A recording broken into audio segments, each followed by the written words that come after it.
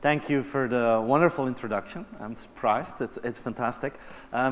Thanks for inviting me. I'm very happy that I can talk about this story about customers the day after tomorrow. And this is going to be a story about how artificial intelligence, how automation, how data is changing the way that companies relate back to organizations and the insurance industry. And I have the feeling that we're moving into this new phase of digital. About 11 years ago, digital really got going when we went into the age of mobile and social. I don't need to convince you about that. But it's fun to see how basically we're totally hooked to the system. If I look to this room, about 50% is putting their head down watching a screen, which is brilliant because it allows us to communicate in a fantastic way. But to be honest, this is my favorite picture from the royal wedding from this weekend. I don't know if you've seen it, but this here is my biggest hero of that day. She's like the only one that's enjoying it. And you know, we're used to this image, right? But if you see the full picture, you understand how our focus has shifted over the last couple of years. If you make the analysis, it's pretty clear that consumers, well, they completely adapted to the world that we live in. If you go to Washington, you've got 2 lanes on the curb now. We have new traffic signs. We have new traffic lights that we don't end up underneath a car while we're WhatsApping. And the frustrating thing is that once we installed all these traffic signs, we thought, okay, now we're completely adapted to this new reality. And then the truth is, Pikachu came back, and we just had to start all over again. So, and we discovered new dangers, like WhatsApping and walking has its limitations. There she goes. So that's basically where we are. That's a short history of the last 10 years. And now we're moving into this new phase. And in my opinion, what 2007 was for mobile is 2017 for AI. And we all feel that there's a lot of potential here. We all feel that there's a potential big flip in the way that we have to treat our customers, also in the opportunities to increase service levels to customers. But it's also very intangible. And because of that, in my feeling, this is the state of the world right now, right? We're in between fear and excitement. And let's be honest, 2018 was a bad year so far. It was the year of fear. Especially if you look at Europe, we're really good at putting the spotlight on the fear aspect. If a driverless car bumps into a tree, it's world news. We had the whole Facebook Cambridge Analytica thing. We had this week the Muppet Show in the European Parliament where Zuckerberg came and they could do their thing and basically nothing happened. It was a lot of fun for everyone. But we're in between fear and excitement. I'm here to talk about the excitement. I like robots that can do things. Maybe some of you are afraid that they will do too much. I don't know. So I'm here to share some of my excitement about this new phase.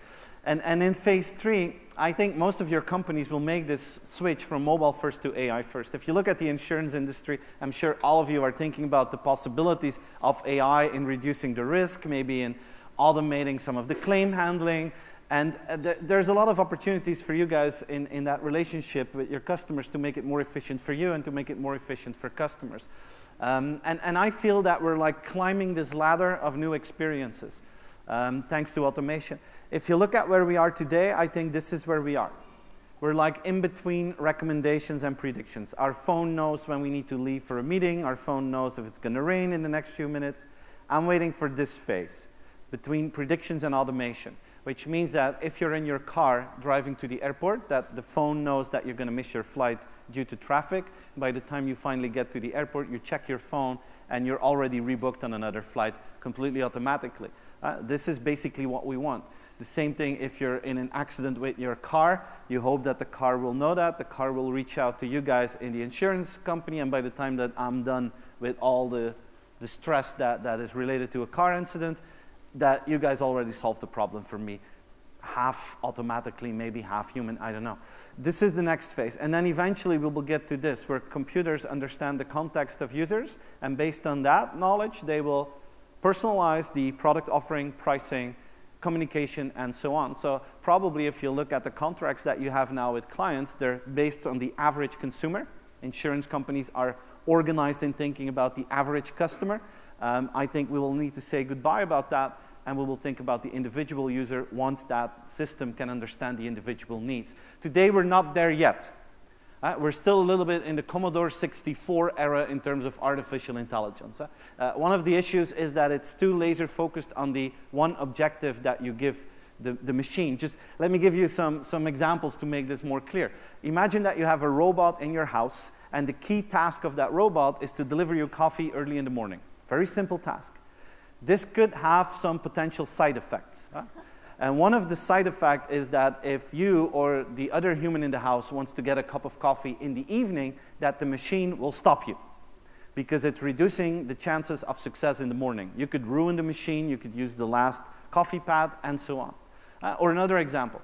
Imagine that you have a virtual assistant, and you ask that machine to make you as rich as possible, as soon as possible. It's a good question, huh? Side effect may be that the machine kills your parents. Because for most of us, this is a direct route to more money on our bank account. Huh? So we're not there yet. I'm dreaming about this new phase. And as business professionals, we should be able to see through the limitations of today. And if you look at the evolution, 20 years ago, Seth Godin taught us everything about permission marketing. Then we moved into this world of today where it's more targeted marketing. Contextual marketing leaves a lot of opportunities. Once we get there, it's about combining data sources to personalized services. Just another example. Imagine Spotify. If you like happy music, Spotify will recommend you happy music all the time, no matter what happens. Even if someone passes away in your direct environment, family or friends, still that day, Spotify will recommend you happy music, because the system is not smart enough yet.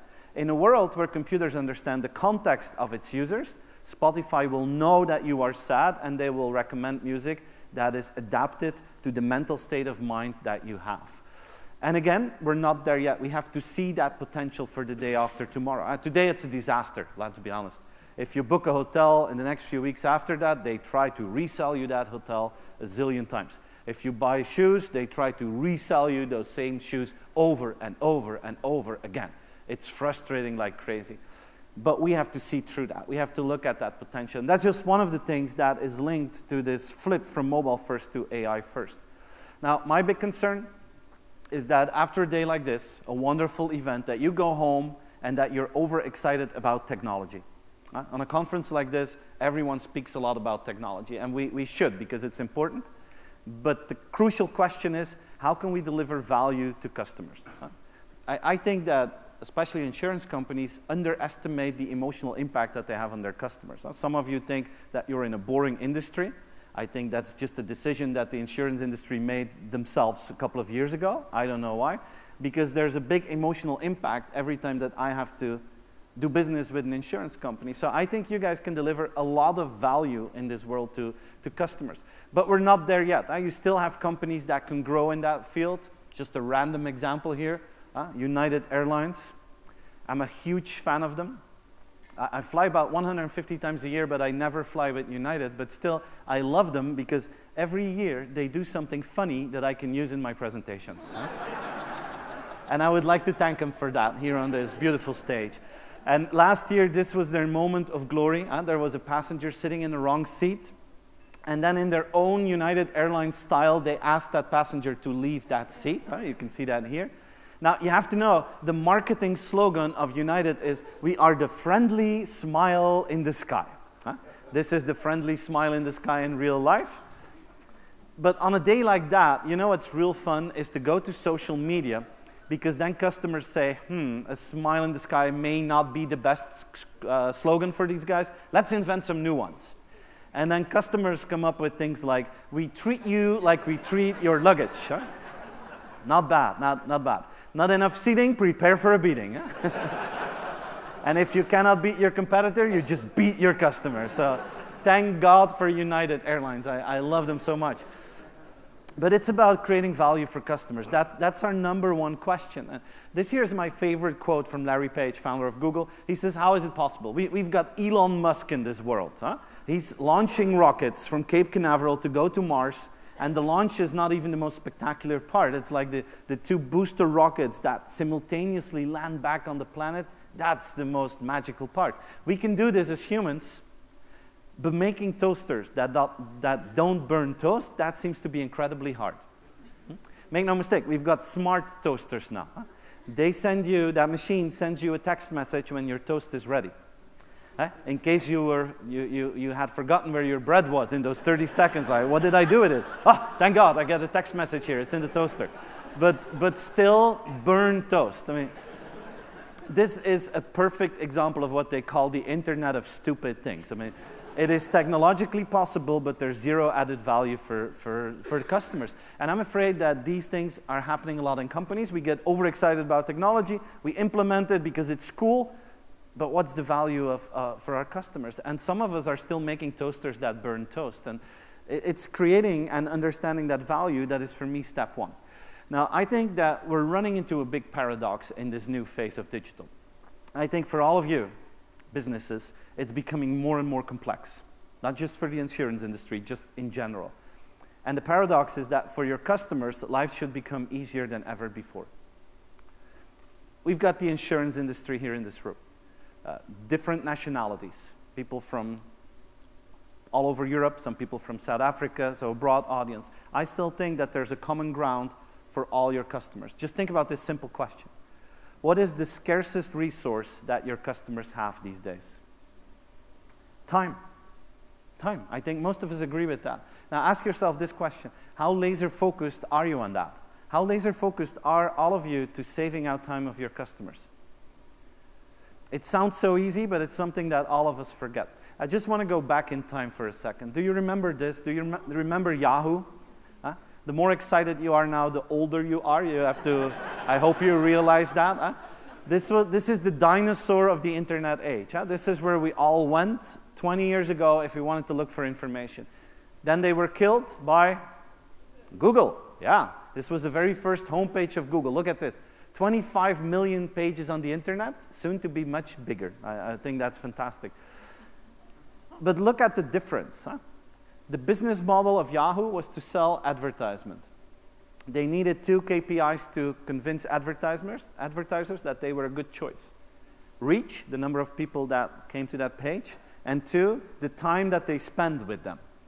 In other words, their KPIs were organized in such a way that consumers had to lose as much time as possible on their platform.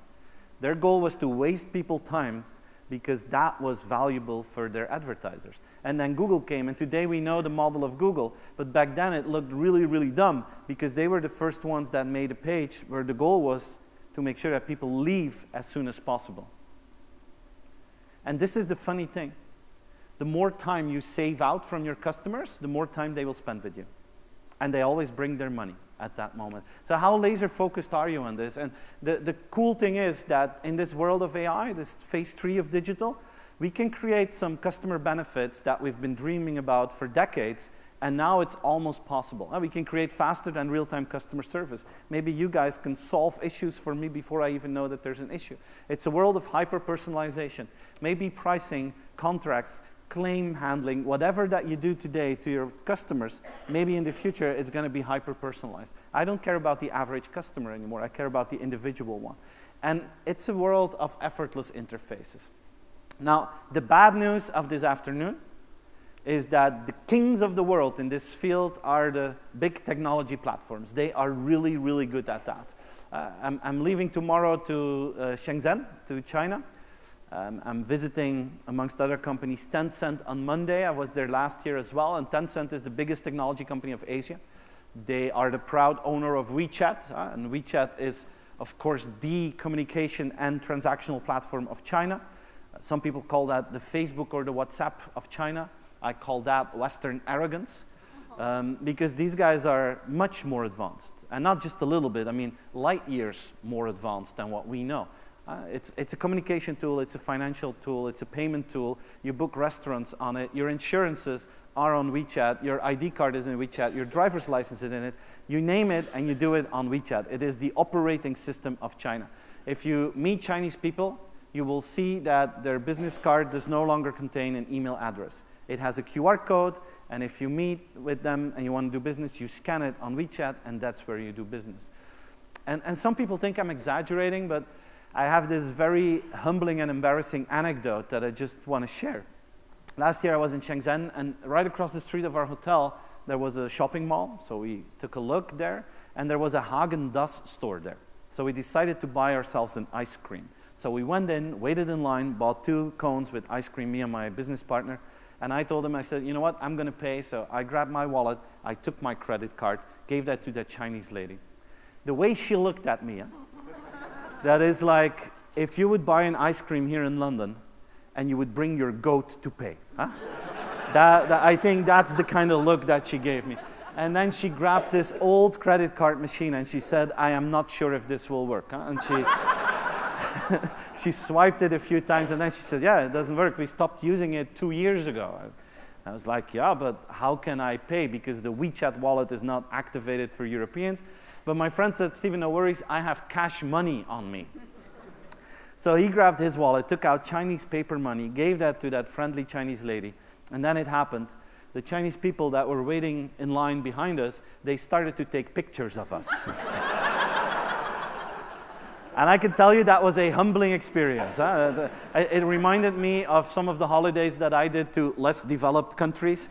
And I took pictures of people doing the laundry in the river, you know, because I thought it was cute. Well, now I am part of those kind of pictures. So that was new to me. If you still think I'm exaggerating, these are homeless people begging for money in the streets of China.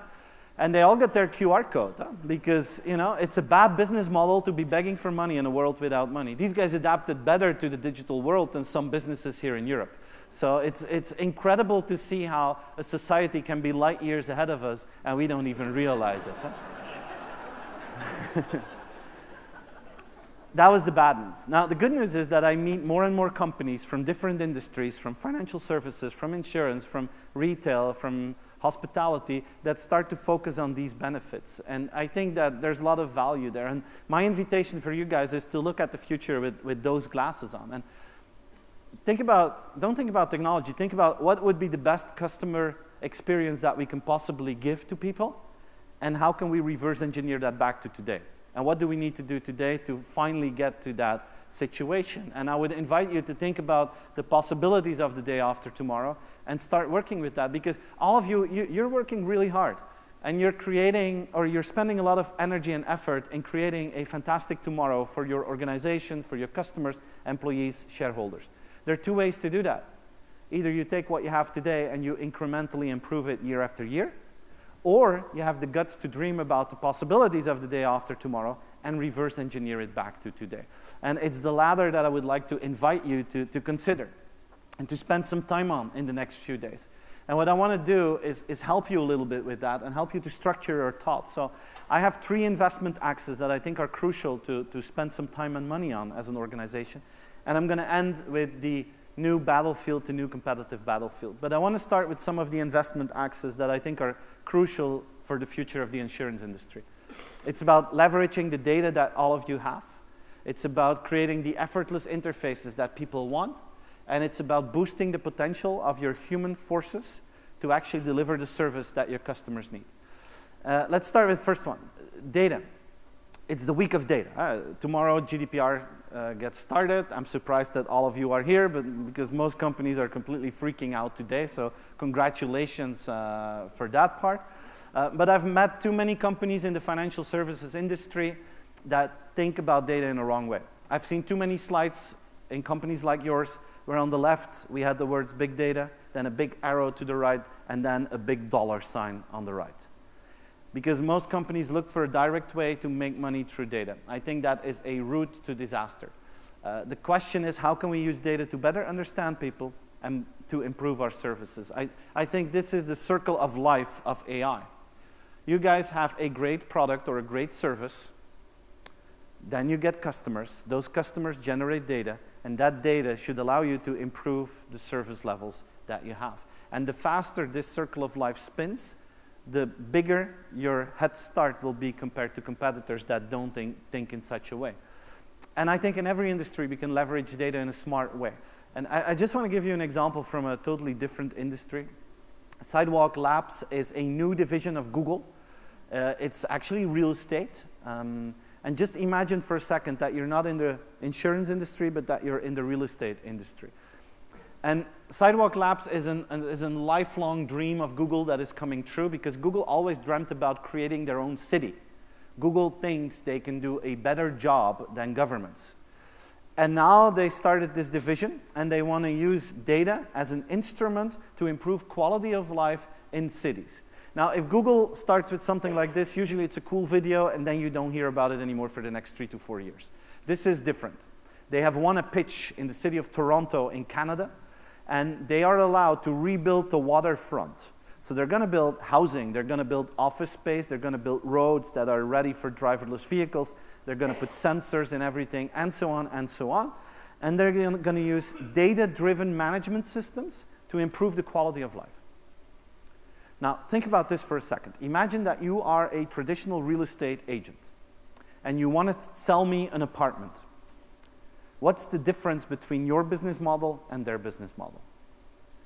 The difference is that you, as a real estate player, you're going to sell me that apartment one single time.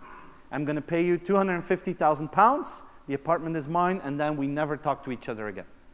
Google will sell me that apartment every single day that I live in it, which means that the guys on the left there, they're selling me bricks and mortar, whereas Google will sell me services based upon my data, which is a totally different way of thinking, and it's a smart way because you basically have 3 key data sources in the world. All 3 are valuable to you as well, by the way. It's a mobile phone, it's the house, and it's the car.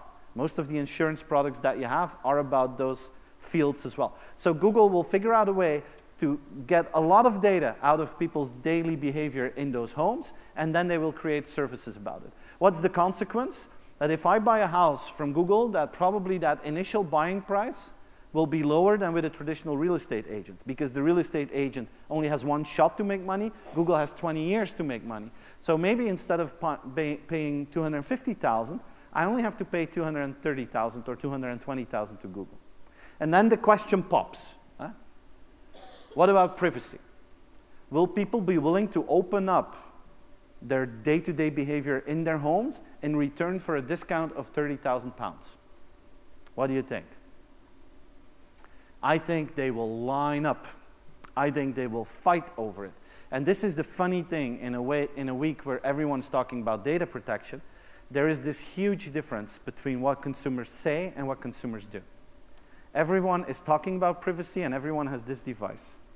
And what we do every day is making that little trade-off, trading in a little bit of our privacy in return of some convenience, trading in a little bit of that privacy in return for a price discount. People say that privacy is crucial, but if you give them a €5 voucher and they have to give all their data for that, they go for the data sharing. That's the difference that we see today. If you're still not convinced, this is something that I want to share. This was in France a few weeks ago. The Nutella, the choco paste, chocolate paste, was in promotion. Usually you pay 3.5 euros for a jar like this. Then it was only 1.5 euros. There were riots in France. To save 2 euros, there were riots. This is what it looks like when Nutella is in promotion in supermarkets. Maybe it's the French, I don't know. But it is very, very clear that people are willing to do a lot to save a little bit of money. So, of course, they're going to line up for those Google Homes. And Google will be very smart in leveraging this data. And this is what will happen. And I think this is worth the discussion in your company. How can you create that circle of life based on the products that you sell, the services that you sell? How can you use that to improve those qualities over and over and over again? That's one part. Second part is effortless interfaces. You feel, and I think you feel this in your claim handling departments as well, replying within the hour was good 5 years ago. Today, this is mental torture.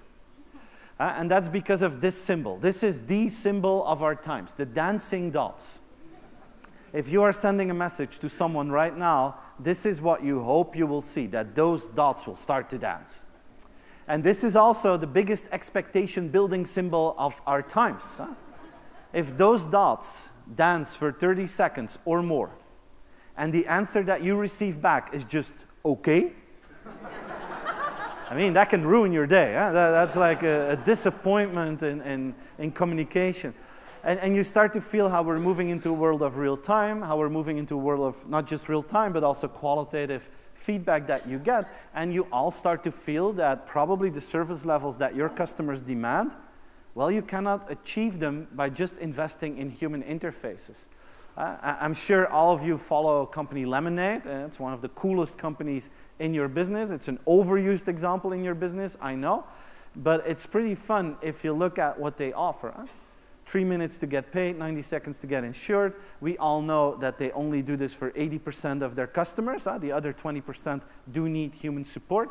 But they're very smart in communicating this. And this is only possible, of course, if you use automated and conversational interfaces.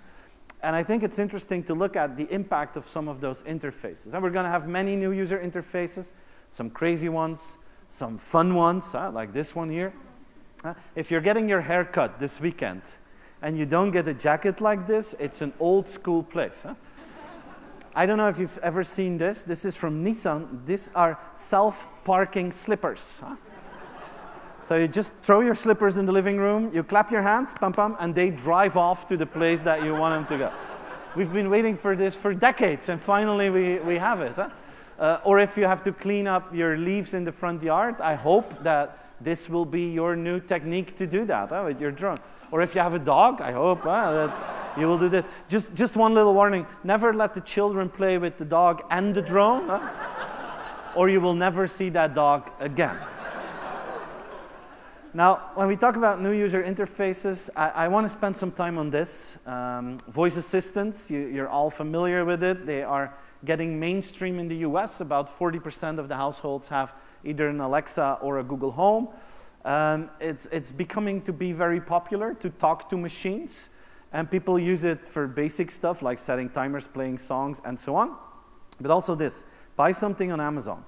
1 out of 3 of the people that have a device like this buy something on Amazon. And you feel that this is becoming a new phase of commerce, where we're moving from e-commerce to a-commerce, to automated commerce.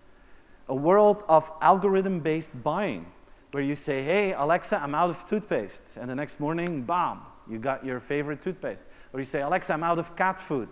And on the Echo Show, she has a screen. She can say, Steven, I would buy this one here. And today, people use that to buy toothpaste and all kind of boring stuff, right? It's like the beginning of online banking. We just checked our accounts. Later on, we did a transaction. Today, we do all our financial transactions on our phone, basically. I think the same will happen with voice assistants. Today, it's basic stuff that we do.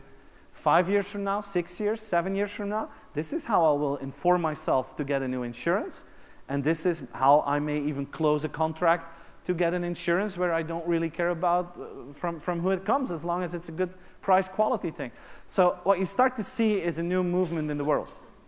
10 years ago, Facebook installed the information filter, right? So Facebook decides what we see and what we don't see. We all know that. We all know the benefits and the downsides of that. Now, if you look at Alexa or Google Home, basically Amazon is doing the exact same thing, but not with information, but with products and services. They are like a dating service to do the best possible matchmaking between consumers and products and services. And this will have an impact on the way that people buy stuff. Today, this is not happening yet for you guys, but I'm sure some of you are talking with Google to do claim handling through voice.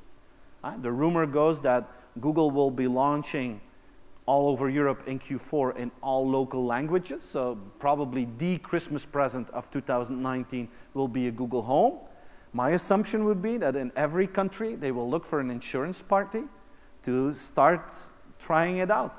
So it's just an opportunity lying there for all of you. Today, this is a serious issue for consumer good companies, the Nestlés, the Unilevers, the Procter & Gambles of this world, because these are the first products that people buy on it. And what you see is that digital shelf space is smaller than physical shelf space. If I need cat food and I go to the supermarket, I see 500 types of cat food, right? If I ask it to Alexa, she gives me 1 or 2 or 3. So the number of products that you're exposed to is a lot smaller than in the physical space. And this is changing a lot. This is putting the bar for innovations a lot higher, which is good for consumers, because if we're honest, in those consumer good companies, innovation was just something to keep the marketing people busy. As a consequence, no real value for customers. And if you don't add real value in a new product, the Amazon filter will not expose you to consumers. And you see many consequences of this game. Google is being hit by the big Amazon hammer, for instance. And because of that, this is one of the big tech fights that are happening. A few years ago, when people wanted to have a new product, they started on Google. Today, Google lost half of that market to Amazon.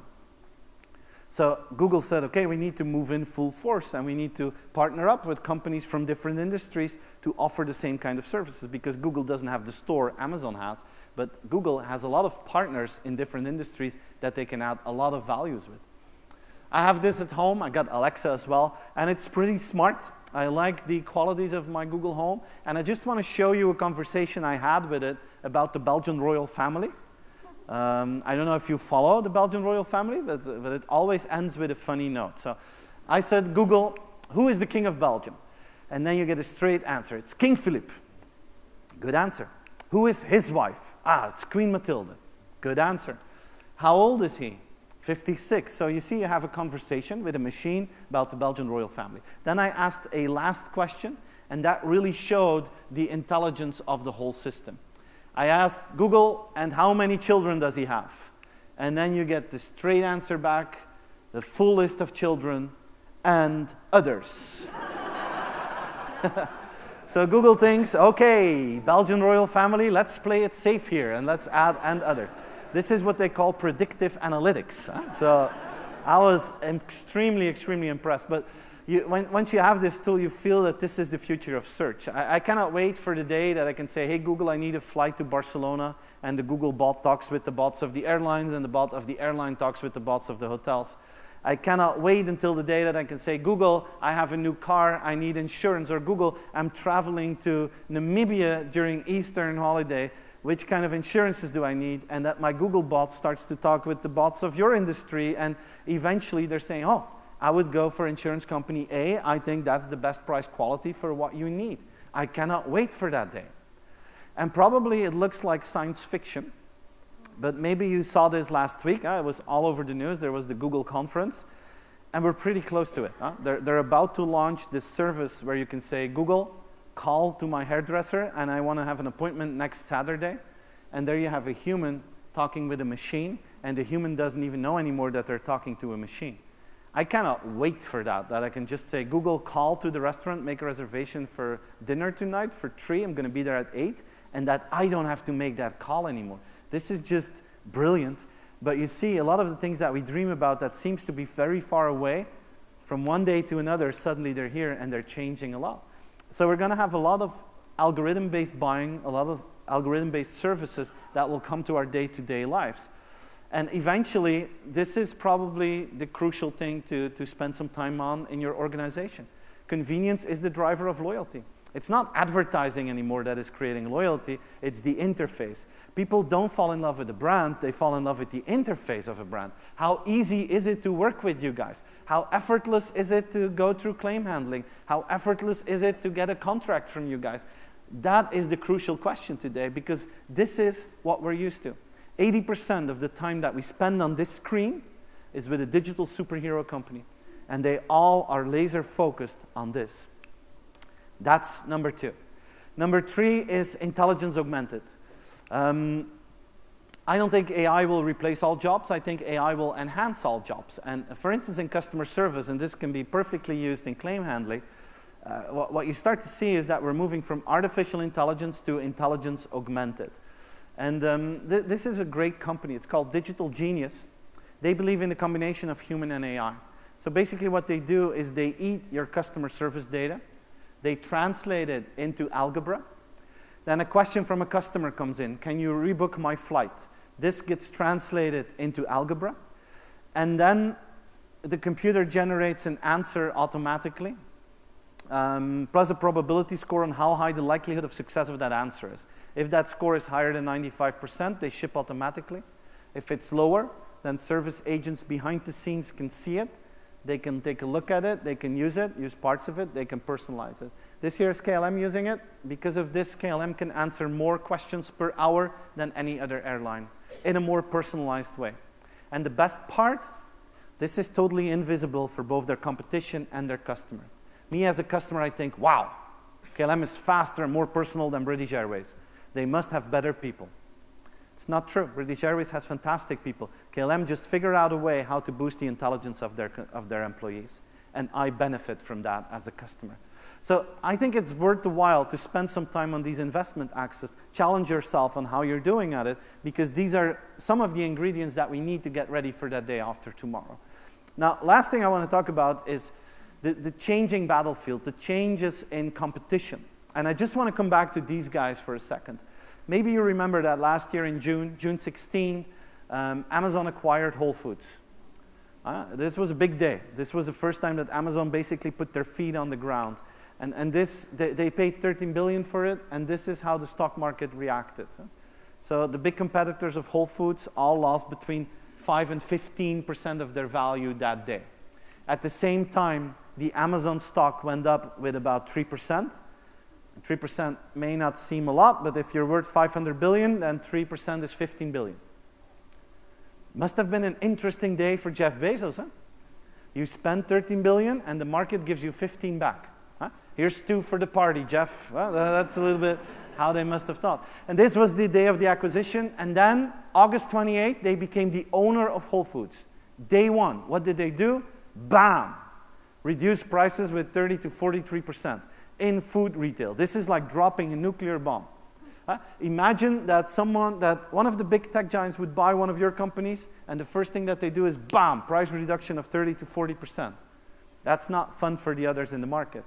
And instantly you see the stock market reacting. Kruger, bam, bam. Ahold, bam, bam. Ahold lost 35% of their value in 3 months' time. Didn't do anything wrong, just different perception from the market.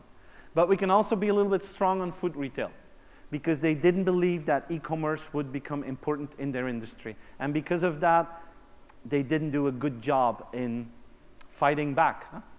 So I'm going to show you a shocking video on what competition looked like in the food retail industry before June 16. Here we go. So here we see 2 food retailers fighting over 0.5% market share, food retailer A and B. And they lost a little bit of market share, so they're doing a 3+1 promotion to win back the market share. The other one says, okay, we copy that. Now we do a 2+1 promotion. Panic here. Boardroom meeting, what shall we do? Go all in, do a 1+1. Okay, we got our 0.5% market share back. This video now continues for another 12 minutes. Now pay close attention, because Amazon is about to enter the game. Here's Amazon, it goes fast, and bam! A different style of competition has arrived. And you know, I was in New York about 4 weeks after the acquisition, spent some time with Whole Foods, some time with Amazon, and it was amazing to see how in 4 weeks' time, 2 big companies basically merged, and how Amazonized Whole Foods was. You saw the price reduction everywhere, you saw technology corners everywhere. Maybe the most impressive part was linked to this 365 product range. This is the private label of Whole Foods, and all of them, or all those products, are now integrated in all Amazon platforms, and it only took them 4 weeks to integrate them on their voice platform, the site, and the app. To be honest, I've never seen this, how a big company merges so quickly and with such an impact to the market. I've never seen this before. This is a new style of competition. This is a new benchmark. It doesn't matter that you are part of the insurance industry. People don't benchmark you with other insurance. They benchmark you with Amazon. And this is creating a devil's dilemma for many of you. The question is, what do you do? Do you work together with them, with the Googles, with the Amazons, with the Facebooks, or do you do whatever you can to fight back and keep your own relationship going? And most of us do both. Most of us do both. And of course, you need to work together with them. And of course, it's an opportunity to spend time with those platforms, because they are magnets for talent.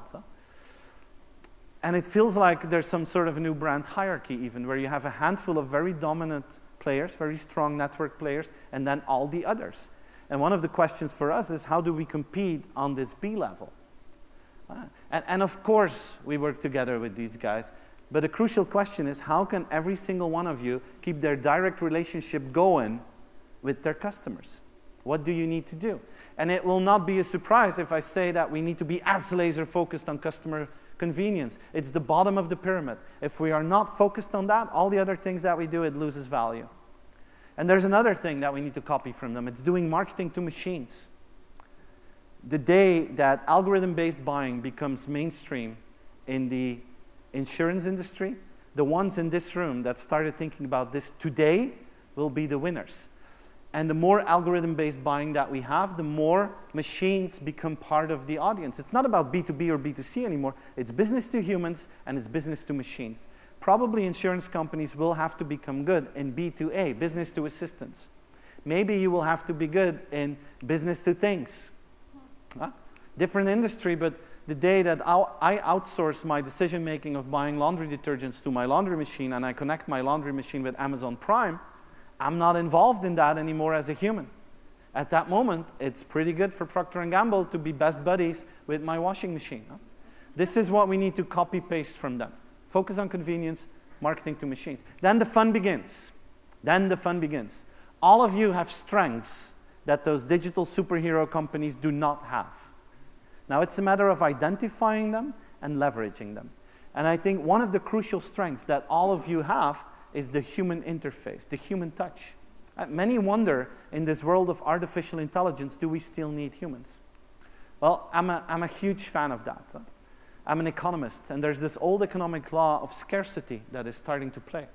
When something becomes scarce, it increases in value. Well, the human touch between companies and customers is decreasing in frequency, and because of that, it's increasing in value. Question is, what do humans need to do in a world that is dominated by technology? And the answer is simple. We need to excel in those fields where technology does not play a role. And that's the more emotional part. Empathy, passion, creativity. You know, in the insurance industry, in 90% of the cases, I don't need a human. If I have a small car incident, I can do it with machines. But if my house burns down, I don't want to talk to a bot. I really don't. I want to talk to a human that is good at this. This is how you can differentiate. And I see the evolution of work happening here, from working with our hands, working with our brain, to working with our heart. I think all industries need to become more capable in working with their heart. This could be a huge differentiator for insurance companies in a world where all of you will focus on automation, AI, and all those things, which are crucial, but this can be differentiating. I once did a workshop with an insurance company back in Holland or Belgium, I don't remember, and we were brainstorming. And I asked at a certain moment, I said, guys, okay, this is not going in the right direction. Just imagine that you pick up the phone and you hear a customer and they tell you, my house burns down. What is your first thought? And those guys were really honest. They said, well, we have to make sure that we pay the most limited amount of money possible because this is really bad for our results. And I said, yeah, sorry, I don't understand. They said, yeah, that's because you're not part of the insurance industry. If we have a lot of those cases, that's bad for our results, and then we don't have a bonus, and then we have a bad year. I said, yeah, well, maybe the people, their house burned down, they had a bad year. They said, you're not from the industry, you don't understand. So I asked the question differently. I said, you know what? Imagine that you're sitting down at your desk and a client calls and they're saying, my house just burned down, but that person on the line just happens to be your best friend. How do you react? And the truth is, people try harder if you know them in person.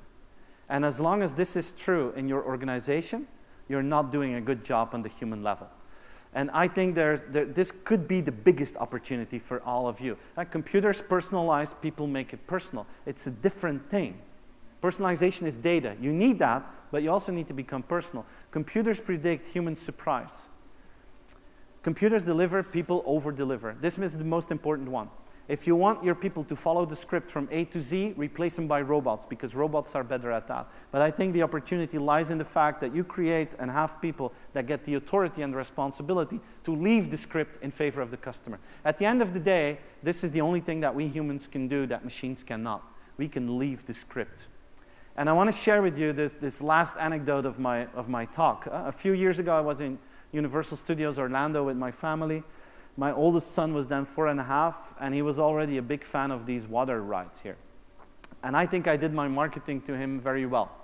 I showed him all videos I could find, and I said, Sibe, that's his name, 2 more weeks, and 1 more week, and 1 more day. And so he was completely ready. He was hyped up like never before. And we went to the ride. And my marketing was really good, but my research was really bad because he was 2 centimeters short to go on the ride. So you can imagine what happened there. Huh? 4-year-old has many tools to show the world that they are unhappy with something. Huh? And he used the tools to its maximum potential. Huh? So we were a bunch of losers. And the guy from the park saw that, obviously, and he came to us and he pulled out this voucher and he said, look, I want to soften the pain a little bit. This is a VIP voucher that your son can use for the rest of his life. He will never have to wait in line here. We're going to do all kind of cool things. And I thought, wow, I was taking this picture for my book and my presentations until I saw that this thing that I liked had 0 impact on my 4-year-old son. These guys are more into real-time solutions. Huh? So the guy from the park saw that, and if he would have been a robot, this is where it would have stopped, because this was a pre-written script. But he was empathic, passionate, creative, and he said, look, which ride would your son like to go on that I can maybe help you with to go on right now? And we said Spider-Man, he would love that. So the guy grabbed his walkie-talkie. I could overhear that conversation. He called to his Spider-Man colleague. He explained it. He said, can you put them on the ride? Ah, awesome, fantastic. That will really make a difference. Oh, yes, you will recognize them definitely because one child has a pretty bad mental breakdown. Huh? So just put them on the ride. And, you know, that's basically what they've done. And before we knew it, we were back on track and life was good again. And that is what humans can do. And you need technology to stay in business, to be efficient, to reach out to certain benefits and save out time of your customers. But that human part can really be differentiating in a world of automation. And I think the future for insurance companies to excel in customer experience is about combining the strengths of digital interfaces with the strengths of human interfaces. And I think if you can do both, that you can create an incredible value for your customers. And I believe that is what we're going to need in the insurance industry to get ready for the day after tomorrow. We got the investment access, we have the new battlefield, and we have our differentiating power, the human interface. And that's my invitation to you guys. Look at this world with an open mind. Understand that we're at the beginning of something new that may be very intangible, but I hope you see the potential on what we can do towards customers. And I hope you're convinced that in this situation, this time that we are in right now, that it would be really smart to look at what we can do in the day after tomorrow, reverse engineer it back to today. Don't use technology as your guiding star, use the customer as your guiding star, and technology is the second question. And if you do that, well, I think you can create an amazing future for your industry and for your company to win the business and the heart of your customer in the day after tomorrow. Thank you very much for listening.